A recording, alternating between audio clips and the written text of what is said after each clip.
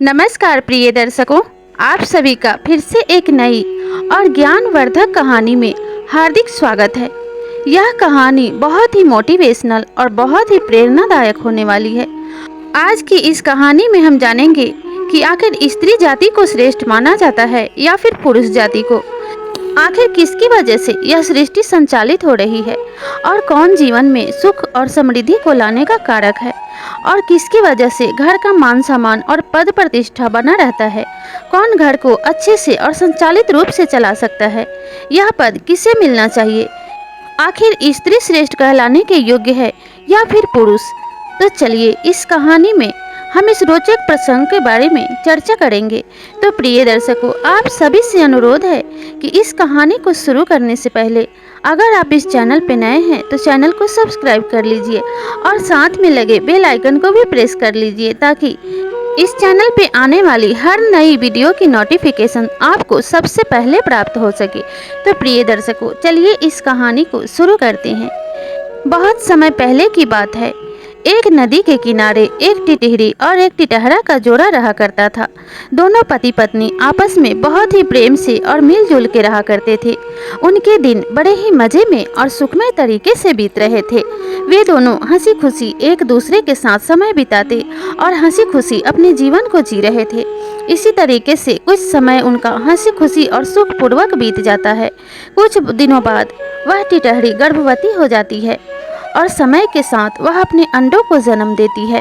नदी के किनारे अपने अंडों को जन्म देने के बाद वह टिटहरी अपने अंडों पर बैठ जाती है और अपने पति से कहती है कि पिया जी, आप मेरे लिए भोजन का प्रबंध कर दीजिए क्योंकि मुझे तीव्र भूख लग रही है और मैं अपने अंडों को छोड़कर कहीं नहीं जा सकती, क्योंकि अगर मैं अपने अंडों को छोड़कर चली गई तो कोई मेरे अंडों को और मेरे बच्चों को नुकसान पहुंचा सकता है और इसके बाद मुझे बहुत दुख होगा जब मैं अपने बच्चों की रक्षा नहीं कर पाऊंगी। इसलिए यह काम अब आप ही को करना होगा और आपको ही मेरे भोजन का प्रबंध करना होगा। टिटहरे ने कहा कि ठीक है प्रिय, अगर आप अपने अंडों के पास रहना चाहती हैं तो रहिए, लेकिन मैं आपके लिए उचित समय पे भोजन लाता रहूँगा और आपको किसी चीज़ की चिंता करने की कोई ज़रूरत नहीं है। टिटहरी ने हामी भरते हुए अपने पति का आभार प्रकट किया और कहा कि अच्छी बात है, आपका बहुत बहुत धन्यवाद कि आप मेरे लिए इतना कष्ट उठा रहे हैं। जब बच्चे बड़े हो जाएंगे तो मैं भी आपकी इसी तरीके से खातिरदारी और सेवा करूंगी। तब टिटहरा नदी के अंदर चला जाता है और नदी के अंदर से कीड़े मकोड़ों को अपने चोंच से पकड़कर लाता है और अपनी पत्नी टिटहरी को खिलाता है। इसी तरीके से टिटहरी खुशी खुशी उन कीड़ों मकोड़ों को खा लेती और अपना पेट भर लेती और अपने अंडों पर बैठी रहती। इसी तरीके से कुछ दिन बीत जाते हैं। एक दिन टिटहरे को अपने इस कार्य पे बड़ा गुमान होने लगा और वह अपने पत्नी के पास आकर कहने लगा कि प्रिय, इस नगर के और इस वन के सभी पक्षी मुझे बहुत मानते हैं, लेकिन क्या आप भी मुझे श्रेष्ठ समझती हो कि नहीं। इस पर टिटहरी पूछने लगी कि किस मामले में आपको श्रेष्ठ समझना है। तब टिटहरे ने कहा कि मैं पुरुष हूँ और आप एक स्त्री हो और पुरुष ही इस समाज में श्रेष्ठ होता है, इसीलिए तो यह देश पुरुष प्रधान देश है। टिटहरे पक्षी की बात सुनकर टिटहरे की पत्नी जोर जोर से हंसने लगी और कहने लगी कि पिया जी, आप ये क्या कह रहे हैं, पुरुष प्रधान कैसे होता है। यह संसार स्त्री के बिना नहीं चल सकती। स्त्री ही पुरुष को जन्म देती है और बिना स्त्री के पुरुष का कोई अस्तित्व नहीं है।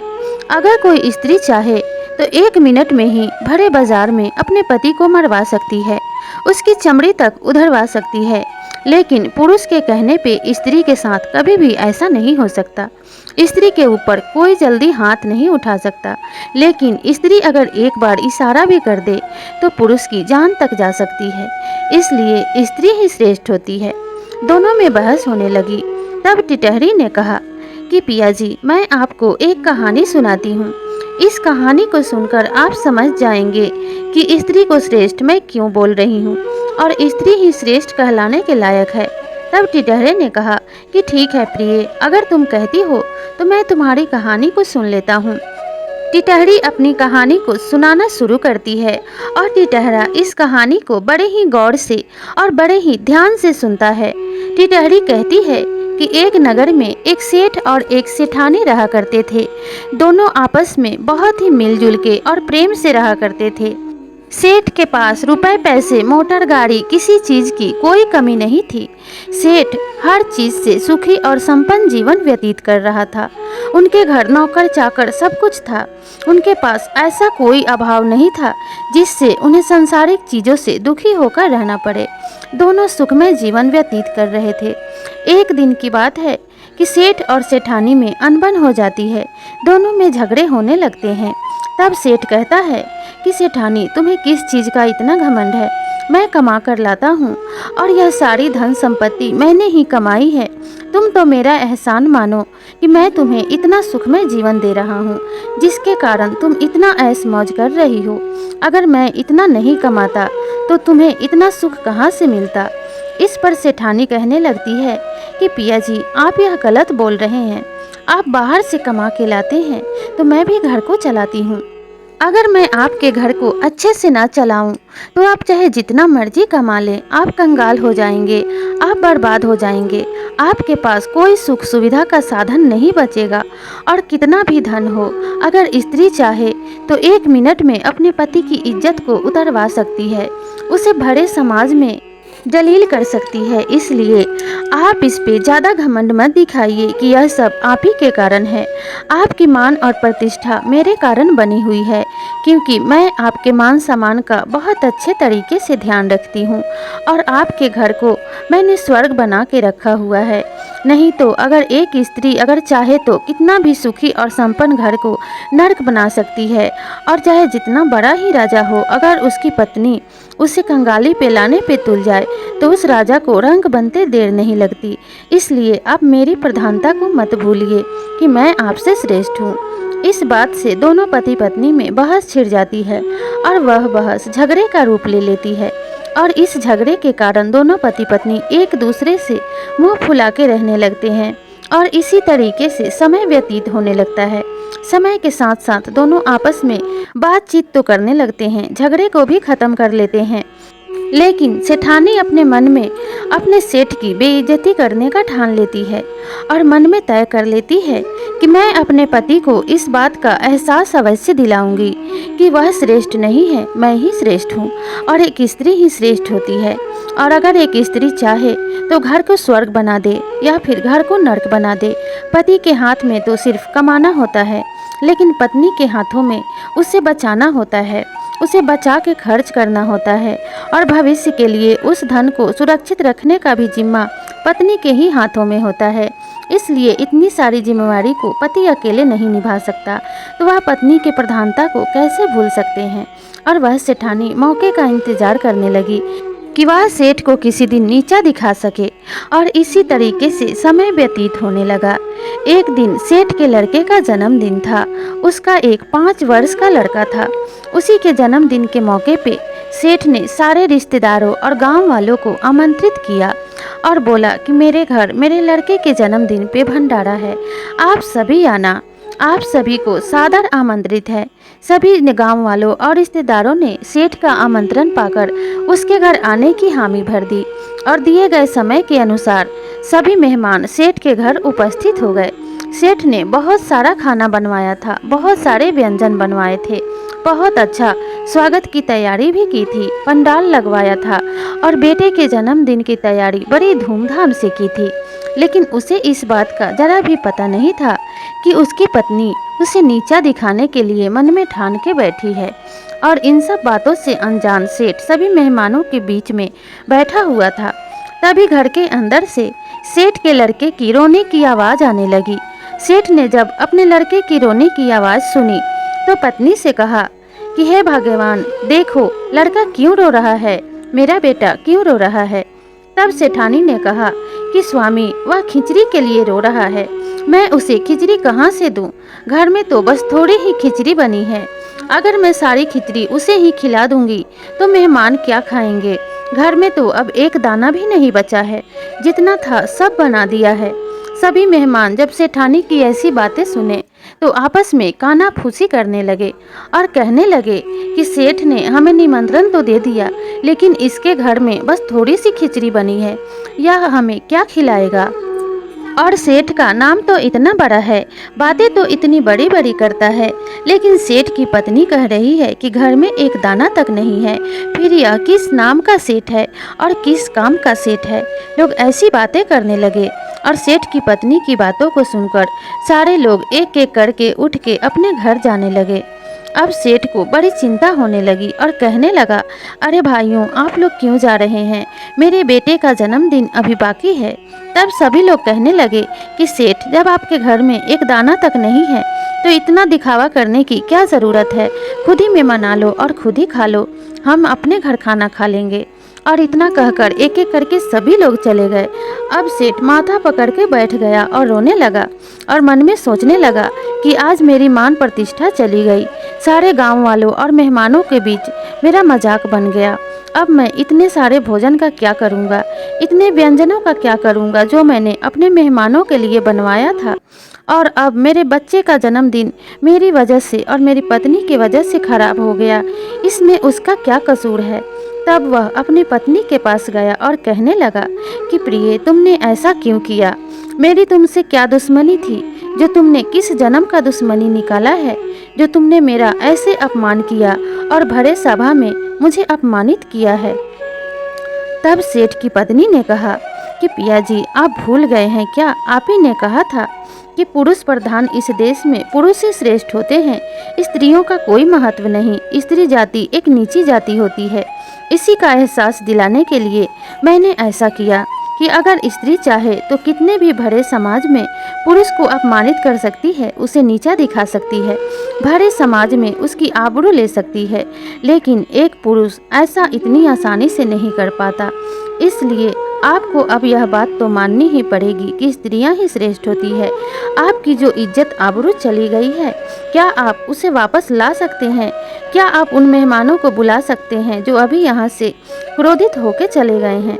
तब सेठ ने कहा कि नहीं, अब मैं ऐसा नहीं कर सकता, क्योंकि अगर मैं उन्हें बुलाने भी गया तो वे मेरी बातों का विश्वास नहीं करेंगे और कहेंगे कि मैं झूठ बोल रहा हूँ। सभी लोग यह कह के मेरा मजाक उड़ाएंगे कि मेरे घर तो खाने के लिए अन्न का दाना भी नहीं है। तब सेठ की पत्नी कहने लगी कि आप ऐसा नहीं कर सकते, लेकिन मैं ऐसा कर सकती हूँ। अगर मैं चाहूँ तो घंटे भर के अंदर ही मैं सारे मेहमानों को बुला सकती हूँ और आपकी खोई हुई इज्जत भी वापस ला सकती हूँ। तब सेठ ने अपने पत्नी के आगे हाथ जोड़ लिया और कहने लगा कि भाग्यवान, अगर तुम ऐसा कर सकती हो तो तुम्हारी बहुत मेहरबानी होगी, मैं तुम्हारा बहुत आभार रहूँगा, क्योंकि अब इस शर्मिंदगी के साथ मैं इस जीवन को कैसे जी पाऊँगा, इस समाज का सामना कैसे कर पाऊँगा, इस समाज में अपना मुख कैसे दिखाऊँगा। इसलिए तुम जल्दी ही मेरी मान प्रतिष्ठा मुझे वापस कर दो। तब सेठ की पत्नी ने अपने नौकर को बुलाया और उससे कहा कि सभी गांव वालों और मेहमानों को जाकर सूचना दे दो और उनसे कह दो कि हमारे घर एक बहुत बड़ा पंचायत है और उसमें सभी को शामिल होना है, क्योंकि यह पंचायत बहुत ही ज़रूरी है। उसके नौकर ने वैसा ही किया और सेठानी के कहने पे वह नौकर सारे गांव में घूमकर एक एक घर में यह सूचना पहुंचा दी कि सेठ और सेठानी के घर बहुत बड़ी पंचायत बैठने वाली है। आप सभी को इस पंचायत में बुलाया गया है। पंचायत का नाम सुनते ही सभी गांव वाले और सभी मेहमान घंटे भर के अंदर ही सेठ और सेठानी के घर पहुंच जाते हैं और वहां पे जहाँ पे पंडाल लगा था वहाँ पे पंचायत बिठा दी जाती है। सेठ उन पंचायत के बीच में बैठा होता है। तभी फिर से घर के अंदर से सेठ के लड़के की रोने की आवाज़ आती है। तब सेठ कहता है कि लड़का क्यों रो रहा है? तब सेठानी की आवाज़ आती है कि आपका लड़का खिचड़ी के लिए रो रहा है। तब सेठ कहता है कि उसे मेरे पास ही ले आओ और यहीं पे खिचड़ी भी ले आओ। मैं अपने बेटे को अपने गोद में बिठाकर अपने हाथों से खिचड़ी खिलाना चाहता हूँ। तब सेठानी ने नौकर को आदेश दिया कि खिचड़ी की हांडी बाहर ले चलो और वहीं पे कटोरियों में खिचड़ी को निकालो और सभी मेहमानों को दो और मेरे बेटे को भी दो। सेठानी के कहने पे वह नौकर खिचड़ी की हांडी को पंचायत के बीच में उठाकर ले आया। सभी कटोरियों में खिचड़ी परोसा जाने लगा। जब लोगों ने देखा कि यह कोई मामूली खिचड़ी नहीं है, यह चावल दाल से बनी हुई खिचड़ी नहीं थी, बल्कि काजू किशमिश मेवे बादाम से बनी हुई खिचड़ी थी, जिसे देखते ही सभी के मुंह में पानी आ गया। जैसे ही सबको वह खिचड़ी परोसा गया, सब जैसे ही खिचड़ी का स्वाद लेने लगे, सबके मुंह से वाह वाह निकलने लगी, क्योंकि उसका स्वाद अतुलनीय था। उस खिचड़ी की तुलना तो 56 प्रकार के भोगों से भी नहीं की जा सकती थी। इतना स्वादिष्ट खिचड़ी किसी ने कभी नहीं खाया था। सब उस सेठ की वाह वाह करने लगे और कहने लगे कि अरे सेठ, आप ऐसा खिचड़ी खाते हो? ऐसा खिचड़ी तो हमने पूरे जन्म में अभी कभी नहीं खाया था। इतना काजू किशमिश और मेवे बादाम का खिचड़ी हमने तो कभी देखा तक नहीं था। हमने तो आज तक चावल और दाल से बनी हुई खिचड़ी ही खाई है। तो आपके घर में ऐसी ही खिचड़ी रोज बनती है और इसी खिचड़ी के इतने चर्चे होते हैं। जब आप ऐसी खिचड़ी खाते हो तब आप कितने धनवान व्यक्ति होगे, क्योंकि एक आम आदमी के पहुंच में काजू किशमिश मेवा बादाम हर रोज खाने को कहाँ मिलता है।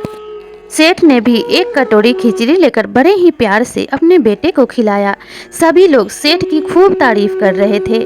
सभी लोग खिचड़ी खाकर और सेठ के बेटे का जन्मदिन मनाकर अपने अपने घर जाने लगे। सेठ ने सभी को प्रसाद में खिचड़ी और केक दिया, जिसे लेकर सभी लोग अपने घर गए। उनके परिवार वालों ने भी जब खिचड़ी खाई तो बड़ी तारीफ की। अब तो सेठ की खूब चर्चे होने लगे और सब कहने लगे, यह सेठ तो बड़ा ही धनवान व्यक्ति है। अगर इसके घर में खिचड़ी ऐसी बनती है तो इसके घर में मेवे मिष्ठान कैसे बनते होंगे। ऐसा स्वादिष्ट खिचड़ी की तो तुलना किसी भी पकवान से भी नहीं की जा सकती। सेठ के चर्चे चारों तरफ होने लगे। सब उसकी वाहवाही करने लगे और सेठ का खोया हुआ मान सामान घंटे भर में ही लौट आया। सेठ की पत्नी ने सेठ से कहा कि देखा आपने, जो काम आप करने की सोच भी नहीं सकते थे उसे मैंने कर दिया, और आपका मान सामान जैसे खोया था उससे कई गुना ज़्यादा आपका मान सामान और बढ़ गया। इसीलिए कहा जाता है कि स्त्री अगर चाहे तो अपने पति को मरवा भी सकती है, और स्त्री अगर चाहे तो यमराज से लड़कर भी अपने पति के प्राणों को वापस ला सकती है। अगर स्त्री चाहे तो रंग को राजा बना दे और राजा को रंग बना दे। स्त्री से ही पुरुष का अस्तित्व होता है, क्योंकि स्त्री ही पुरुष को जन्म देती है, पाल पोस के बड़ा करती है, सीने का दूध पिलाकर उसके शरीर में रक्त को प्रसारित करती है। इसीलिए स्त्री के बिना पुरुष की कल्पना भी नहीं की जा सकती। हाँ, स्त्री और पुरुष दोनों समान रूप से ही श्रेष्ठ और सम्मानित होने चाहिए, क्योंकि दोनों के बिना इस संसार की कल्पना भी नहीं की जा सकती। दोनों समान रूप से ही सम्मानित होने के योग्य हैं, क्योंकि स्त्री और पुरुष दोनों एक दूसरे के पूरक होते हैं। इसलिए किसी को कम या ज़्यादा नहीं कहा जा सकता, लेकिन अक्सर स्त्रियों को नीचा समझा जाता है और उन्हें अपमानित किया जाता है। उन्हें इस संसार में हर क्षण किसी न किसी रूप में प्रताड़ित होना ही पड़ता है। इसलिए पुरुष जाति को भी यह समझना होगा कि स्त्री ना तो छोटी है और ना ही किसी से कमज़ोर है और ना ही नीची समझने के योग्य है। दोनों बराबर हैं और माना जाए तो स्त्री ही श्रेष्ठ है। सेठ ने अपने पत्नी के आगे हाथ जोड़ लिए और क्षमा मांगने लगा और कहने लगा कि मैं तुम्हारी बातों से पूरी तरीके से सहमत हूँ। अब मैं मान गया हूँ कि स्त्री ही श्रेष्ठ होती है। और इसी प्रकार से टिटहरे ने भी अपनी पत्नी टिटहरी से क्षमा मांगी और कहा कि हाँ प्रिय, मैं आपकी बातों से भी पूरी तरीके से सहमत हूँ, इसलिए मुझे भी क्षमा कर देना। और इस तरीके से यह कहानी यहीं पे समाप्त होती है। तो प्रिय दर्शकों, आप इस कहानी से कितने सहमत हैं हमें कमेंट करके ज़रूर बताइएगा। और अगर ये कहानी अच्छी लगी हो तो इसे लाइक, शेयर और सब्सक्राइब ज़रूर कीजिएगा। तो मिलते हैं अगले कहानी में, तब तक के लिए नमस्कार।